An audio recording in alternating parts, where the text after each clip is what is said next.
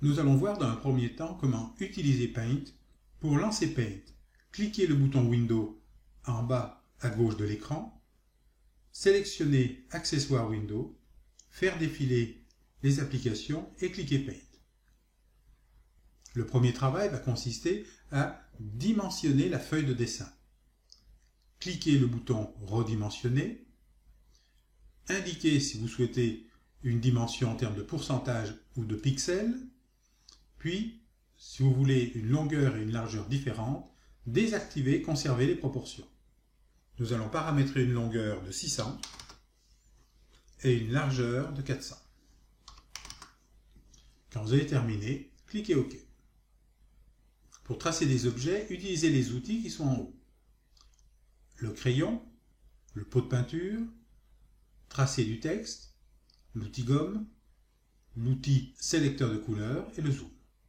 Vous pouvez également utiliser les pinceaux ou tracer des formes prédéfinies. Nous allons voir ces différents outils. Pour tracer avec l'outil crayon, cliquez le crayon, sélectionnez à droite la taille du crayon, sélectionnez la couleur et tracez le trait par cliquer-glisser sur la feuille. Si vous souhaitez utiliser le pinceau, cliquez l'outil pinceau, sélectionnez par exemple le premier, puis tracez avec le pinceau. Si vous souhaitez utiliser le pinceau calligraphie, sélectionnez la calligraphie, sélectionnez également la taille, et nous allons ici tracer une lettre qui nous permet de réaliser des pleins et des déliés. D'autres outils sont proposés comme l'aérographe,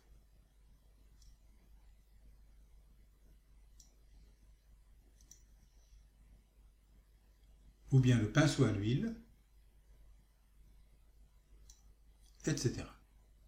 Si vous souhaitez tracer un objet, cliquez l'objet à tracer, puis cliquez glisser l'objet. Vous pouvez remarquer qu'il utilise la couleur qui a été définie ici. Attention, paramétrez tout de suite après l'avoir tracé l'objet. Modifiez la taille par exemple, paramétrez la couleur. Lorsque vous avez terminé, cliquez en dehors de l'objet. L'objet est un dessin par points qui ne peut plus être modifié. Si vous souhaitez à présent remplir l'objet, cliquez l'outil pot de peinture, remplissage, sélectionnez la couleur, puis cliquez l'intérieur. Attention, il faut impérativement que l'objet tracé soit fermé. Nous allons voir les conséquences. Nous allons à présent tracer une couleur bleue à l'intérieur du C ici. Nous sélectionnons la couleur bleue, nous le traçons ici. Si maintenant nous traçons la couleur bleue dans la partie qui est là, la forme n'étant pas fermée, la couleur va se répandre sur l'intégralité du dessin. Nous faisons CTRL Z pour annuler. Si vous souhaitez tracer un texte, cliquez l'outil texte, tracez une zone de texte, sélectionnez la police à utiliser, paramétrez la taille, le style, sélectionnez éventuellement une couleur et saisir le texte. Il est possible à ce stade de déplacer le texte, de modifier la taille de la zone, mais attention, si vous cliquez en dehors de la zone, il n'est plus possible de sélectionner l'objet. Pour le sélectionner, vous devez cliquer l'outil sélectionner en haut à gauche, sélection rectangulaire ou une autre forme, puis cliquez l'objet et à partir de là, vous pouvez le déplacer. Mais vous ne pouvez plus modifier le texte, si ce n'est en le gommant et en le ressaisissant.